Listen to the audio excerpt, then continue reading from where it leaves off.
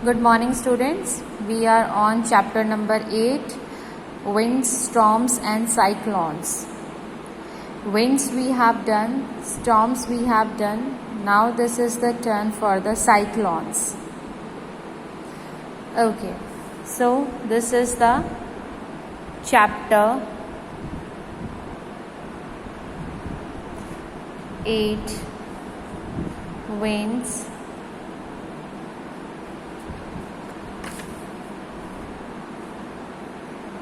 storm and cyclones.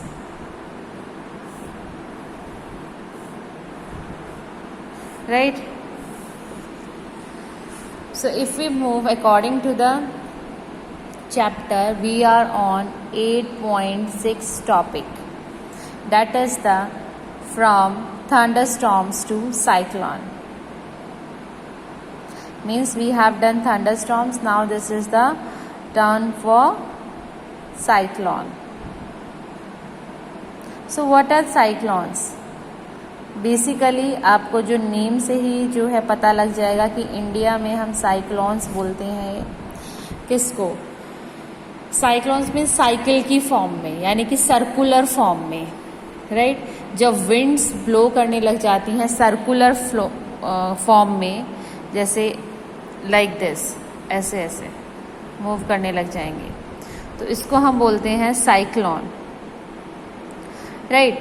Cyclone में क्या होता है बेटा, वो एक पर्टिकुलर एरिया में आता है जिसमें लो प्रेशर, एटमॉस्फेरिक प्रेशर तो होता है बीच में, और चारों तरफ जो प्रेशर होता है वो बहुत ही हाई होता है, और जो विंड्स हैं वो रोटेट करती हैं।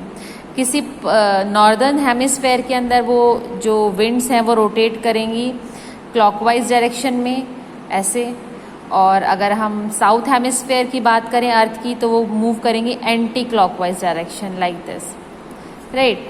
सो डायरेक्शन उनकी चेंज हो सकती है, लेकिन वो मूव करेंगे किस फॉर्म में? हमेशा ही साइकिल की फॉर्म में वो मूव करेंगे, सर्कुलर फॉर्म में वो मूव करेंगे। सो बेसिकली यहाँ पर एक इम्पॉर्टेंट पॉइंट जो आया है वो ये है, a cyclone in an area of low atmospheric pressure. जहाँ पर भी क्या आ जाता है, लो एटमॉस्फेयर का प्रेशर जो है वो कम हो जाता है, यानी कि किसी एरिया के अंदर अगर आसपास का एरिया प्रेशर जो है वो कम हो जाता है और विंड्स जो हैं वो स्पाइरली मूव करती हैं, सर्कुलर फॉर्म के अंदर मूव करती हैं, और साथ में रेन वगैरह भी आ सकती है, तो उसको हम क्या बोलते हैं बेटा? साइक्लोन्स।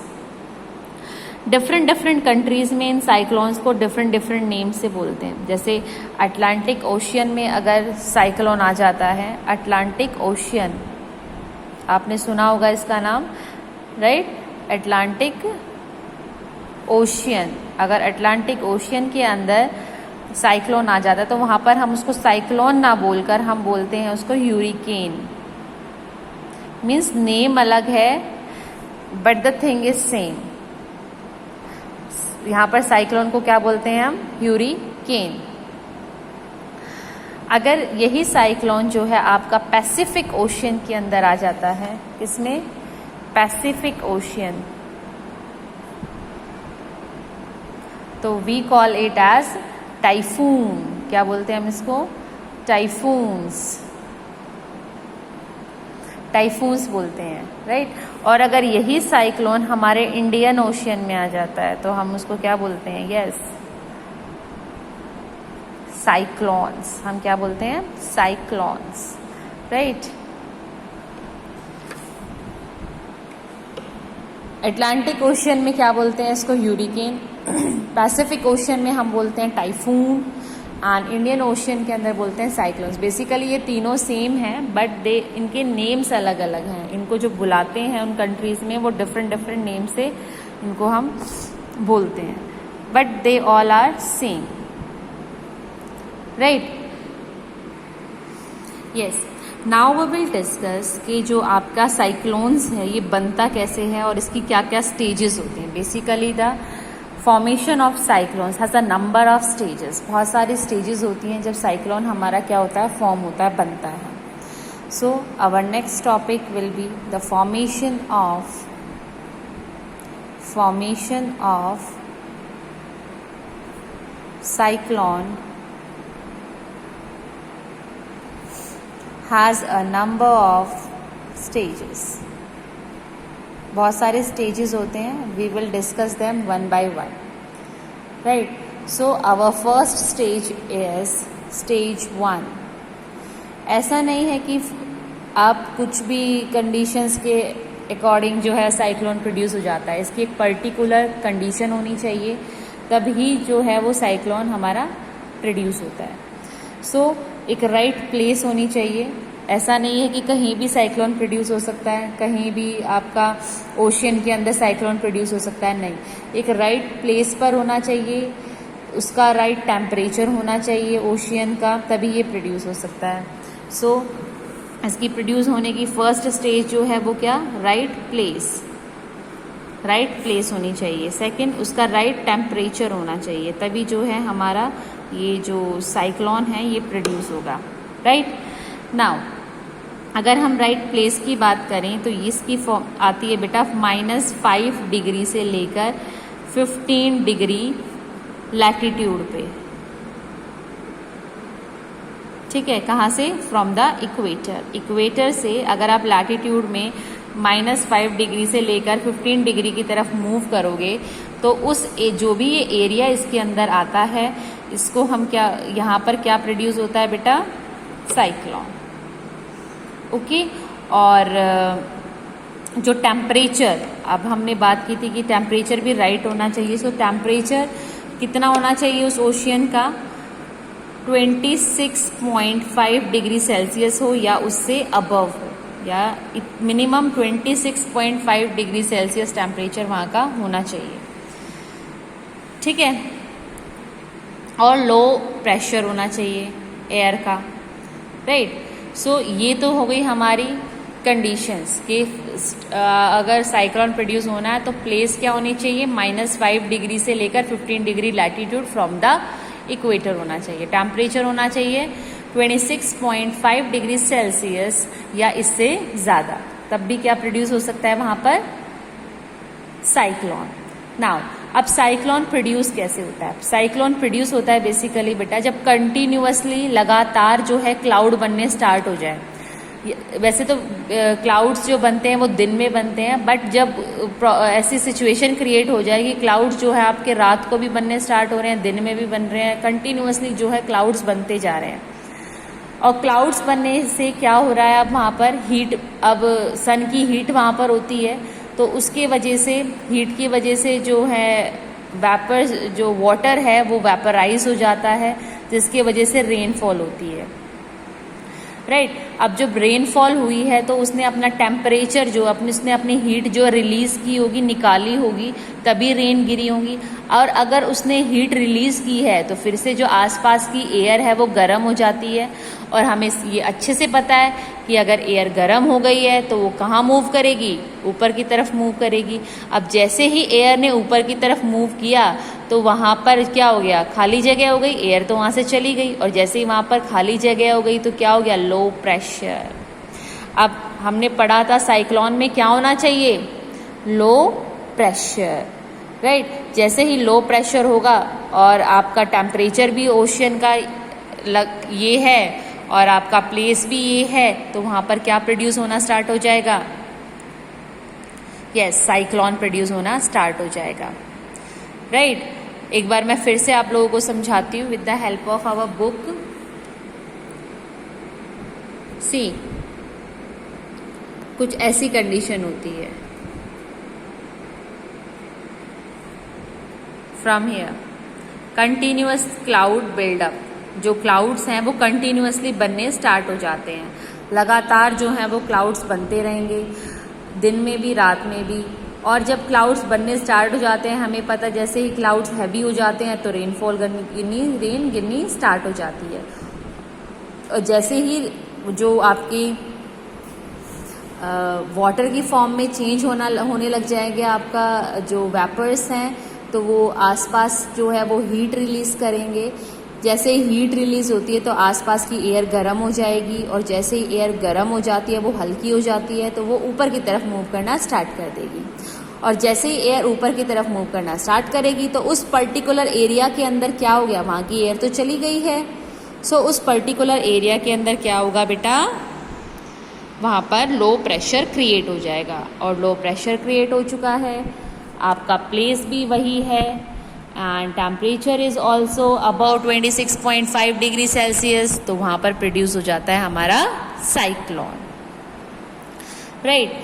अब हम पढ़ेंगे स्टेज 2। ये तो हमारी होगी स्टेज 1 जब साइक्लोन आपका प्रोड्यूस होता है। Now we will study stage 2। Stage 2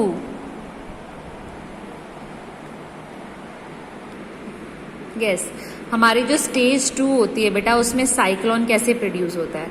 basically low pressure होने की वजह से ये क्लाउड आपस में खिंचकर चले आते हैं, पास में आ जाएंगे, और जैसे ही ये एक दूसरे को पुल कर लेते हैं फिर ये आपस में रोटेट करना शुरू कर देते हैं, और रोटेट किया तो सर्कुलर फॉर्म में हो गया, साइकिल की फॉर्म में हो जाता है यहाँ पर, और इसको हम साइक्लोन बोल देते हैं, राइट। ये होती है सेकेंड स्टेज, किसकी, साइक्लोन की, ठीक है। The second stage of the formation of cyclone, क्या हुआ था इसमें, जो लो एयर प्रेशर की वजह से ये क्लाउड्स जो हैं आपस में पुल हो जाते हैं, आपस में मिल जाते हैं, खींचने लग जाते हैं एक दूसरे को, and they will start rotating in a circular form, और जैसे ये सर्कुलर फॉर्म में रोटेट करते हैं तो हम इसको क्या बोल देते हैं, साइक्लोन, ओके।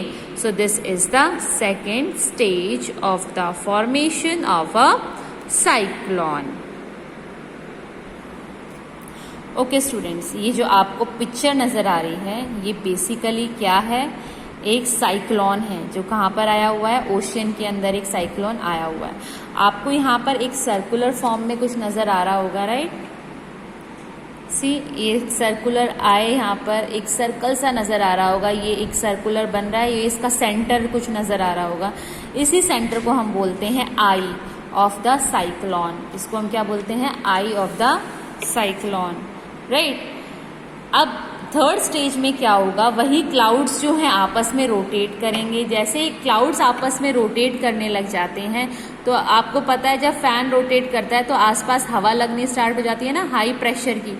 यहाँ पर भी वैसा ही होगा, जैसे ही वो क्लाउड्स आपस में रोटेट करने लग जाएंगे तो उसके आसपास अगर विंड का हाई प्रेशर स्टार्ट हो जाता है तो वो हमारी हो जाती है third stage, clear. So third stage is nothing like clouds आपस में रोटेट करना स्टार्ट हो जाएंगे, लेकिन कभी कभी क्या हो जाता है, जब क्लाउड रोटेट करते हैं तो हाई प्रेशर की या हाई स्पीड की विंड जो है उसके चारों तरफ, बाहर की तरफ जो है रोटेट करना स्टार्ट कर देती है, तो यही हमारी होती है third stage. So students, we have done 3 stages of the cyclone. Now our next topic will be the devastation caused by cyclone. इसका मतलब क्या है, साइक्लोन की वजह से जो प्रॉब्लम्स क्रिएट होती हैं, जो डिज़ास्टर हो जाता है, उसको हम बोलते हैं डिवोस्टेशन, यानी कि जो तबाही मच जाती है, किसकी वजह से, साइक्लोन की वजह से, राइट। अब हम उसको 1 by 1 यहाँ पर रीड करेंगे, राइट। सो फर्स्ट पॉइंट आपका है, साइक्लोन की वजह से अगर ये आपका समुद्र का किनारा है, यहाँ पर साइक्लोन आ गया तो ऑब्वियसली वाटर जो है वो बाहर की तरफ आएगा, कोस्टल रीजन की तरफ आएगा। सो जो लो लेइंग कोस्टल रीजन है वहाँ पर क्या भर जाएगा, पानी भर जाएगा, right. Low lying coastal region, जो लो लाइंग कोस्टल रीजन है वहाँ पर वाटर भर जाएगा, सी वाटर घुस जाएगा, जिसके वजह से क्या होगा, अगर वहाँ पर आसपास ह्यूमन बींग्स रह रहे हैं तो उनको क्या होगी, प्रॉब्लम होगी, है ना। उनका जो है घर जो है वो टूट सकते हैं, राइट। और जो वहाँ पर एनिमल्स हैं वो भी मर सकते हैं, राइट। वहाँ के जो फॉरेस्ट है वो भी डिस्ट्रॉय हो सकता है। सो देखो कितनी सारी जो है प्रॉब्लम्स क्रिएट हो जाती हैं, डिस्ट्रॉइंग द वेजिटेशन। और हाँ, अगर बाढ़ आ जाती है, ऑब्वियसली फ्लड की सिचुएशन आ जाती है आसपास के एरिया में, तो वहाँ पर क्या होगा, सॉइल की फर्टिलिटी भी चली जाती है। अब वहाँ का जो सॉइल है वो अब फर्टाइल नहीं होगा। सी, कितनी सारी प्रॉब्लम्स क्रिएट हो जाती हैं अगर साइक्लोन आ जाता है तो, है ना।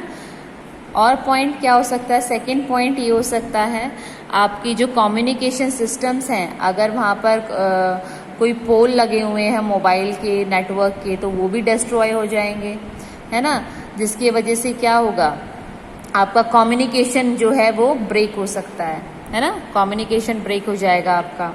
और क्या हो सकता है, ट्रीज टूट जाएंगी वहाँ पर आसपास, जिसकी वजह से अगर वो ट्रीज हैवी ट्रीज जो हैं, अगर वो एनिमल्स के ऊपर गिर गई हैं तो वो मर सकते हैं, और अगर वो किसी के घर के ऊपर गिर गई है तो घर जो है वो डिस्ट्रॉय हो सकता है, एनिमल्स मर सकते हैं। सो यहाँ पर हम बोल सकते हैं loss of life and property. और क्या हो जाता है यहाँ पर, loss of life and property भी खराब हो जाती है, खत्म हो जाती है, and the life also, right बेटा। Now our next point will be, अब जो है आपका वाटर एंटर कर गया है एरिया में, तो वो डूब सकता है आसपास का एरिया, फ्लड आ सकता है वहाँ पर, और पीने का पानी भी जो है वो पॉल्यूट हो जाता है। क्यों? क्योंकि वाटर जो ओशन का वाटर होता है डेट इज़ अ सॉल्टी, वो सॉल्टी वाटर होता है, that is not a drinking water, वो पीने लायक पानी नहीं है।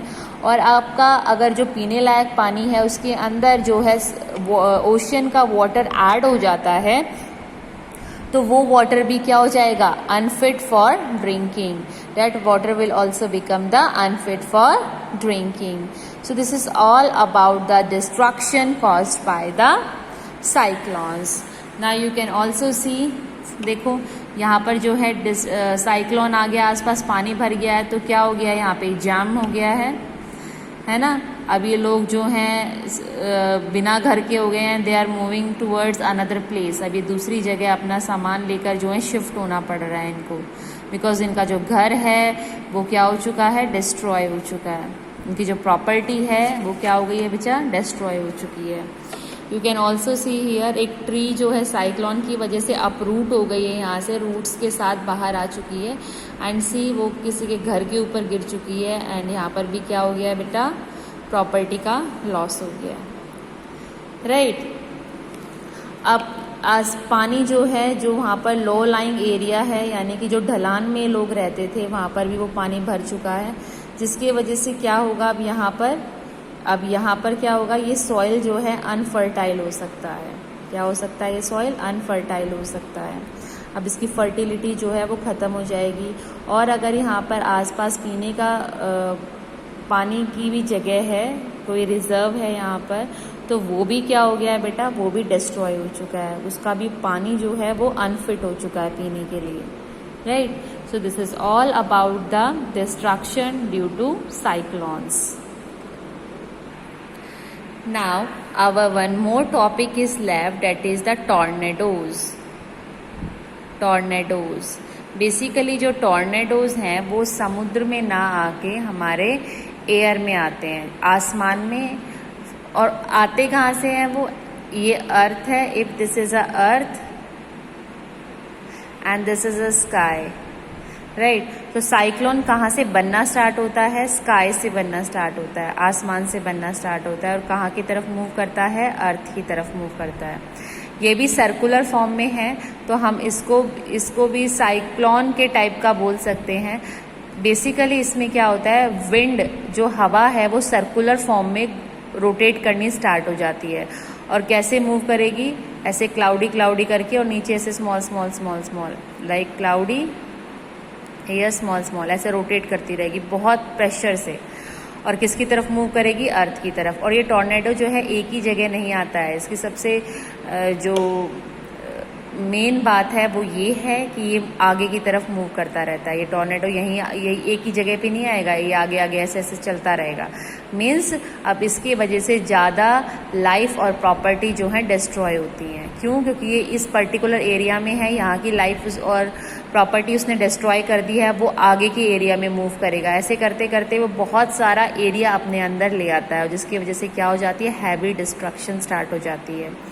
So basically tornado is seems like this. See, cloudy form में है और अर्थ की तरफ मूव करेगा, राइट, एक फनल की तरह नज़र आता है। आपने फनल देखा होगा जो आपकी मदर्स जो हैं ऑयल वगैरह डालने के लिए यूज़ करती हैं किसी दूसरे कंटेनर में, जिसका जो ऊपर की नेक है वो बहुत नैरो होती है, तो उसके ऊपर हम एक फ़नल लगा देते हैं ना, ताकि उसके अंदर जाए, गिरे ना आसपास। सो ये आपको एक फ़नल की तरह ही नज़र आता है। देखो यहाँ से ये ब्रॉड है और नीचे की तरफ आते आते क्या हो जाता है, ये नैरो हो जाता है, पतला पतला हो जाता है, राइट। और ये भी रोटेट करता है, चारों तरफ घूमता है। बेसिकली जो हमारे मैक्सिमम टॉर्नेडोज होते हैं बेटा, वो इतने ज़्यादा उनका इफ़ेक्ट नहीं पड़ता, क्योंकि उनकी स्पीड जो है काफ़ी कम होती है, वो थोड़े ही टाइम में अपने आप ही ख़त्म हो जाते हैं। लेकिन जब हैवी टॉर्नेडोज आते हैं, बहुत डिस्ट्रक्टिव टॉर्नेडोज जब आते हैं, तो उनकी स्पीड हो जाती है अप्रॉक्सीमेटली 300 किलोमीटर पर आवर। उसकी जो विंड्स हैं वो 300 किलोमीटर पर आवर की स्पीड से मूव करती हैं। अब यहाँ से आप इसकी स्पीड से जो है एज्यूम कर सकते हो कि टॉर्नेडोज जो हैं वो कितने वायलेंट होते होंगे, राइट, वो कितने खतरनाक होते होंगे, है ना। हम वी आर ब्लेस्ड, हम नॉर्थ इंडिया में हैं, तो हमारे यहाँ पर जो है ना तो साइक्लोन आते हैं ना टॉर्नेडोज आते हैं, so we are safe. But हमारे इंडिया में भी कुछ प्लेसेस पर चांसेस हैं, and also in different parts of our earth के हमारे अलग अलग पार्ट में जो हैं ये टॉर्नेडोज, टोरेंटोस, ये जो हैं आते रहते हैं। नाउ अगर ये टॉर्नेडोज, साइक्लोन्स या ऐसा ही कुछ डिस्ट्रक्शन पार्ट जो है वो अगर कॉज हो जाता है हमारे आसपास के एरिया में, क्रिएट हो जाता है, तो हमें उस टाइम पे कैसे अपने आप को सेफ रखना है। So we will study now effective safety measures. See in your book so many points are given कि what safety measures we should take, है ना। अभी हमें क्या करना चाहिए, लाइक जो अगर हम बाहर कहीं फंस गए हैं और कुछ टॉर्नेडो या साइक्लोन आ चुका है, तो हमें क्या करना चाहिए, जो सबसे स्ट्रॉन्गेस्ट पार्ट है आपके आसपास, वहाँ पर जाकर अपने सिर को जो हाइड कर लेना चाहिए। अगर हम घर में हैं तो हमें कहीं स्ट्रॉन्ग एरिया के नीचे, टेबल के नीचे, बेड के नीचे अपने आप को और अपने सिर को ढक लेना चाहिए, राइट। और हमें बाहर नहीं निकलना चाहिए, फ़ोन का ज़्यादा यूज़ नहीं करना चाहिए, राइट। और हमें इलेक्ट्रिसिटी अगर ऑन है, स्विचेस कहीं ऑन है, तो उसको टच नहीं करना चाहिए।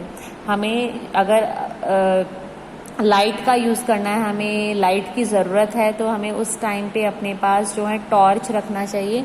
बैटरीज से चलने वाली चीज़ों का हमें ज़्यादा यूज़ करना चाहिए in case in spite of electricity की बजाय हमें जो बैटरी से चलती हैं चीज़ें, जैसे रेडियो हो गया आपका, और रेडियो हो गया आपका, टॉर्च हो गया, इस चीज़ों का यूज़ करना चाहिए रादर देन या टीवी, राइट। इन ये सब अप्लायंसेस किससे चलते हैं, इलेक्ट्रिसिटी से। इलेक्ट्रिसिटी से अब चलने वाले अप्लायंसेस को हमें यूज़ नहीं करना चाहिए। हमें जो अप्लायंसेस सेल्स से चलते हैं उनका हमें यूज़ करना चाहिए। So these are 10 points are written in your book. You just go through them. So these are the effective safety measures which we should take if the cyclone or tornadoes are there. Right? Thank you so much.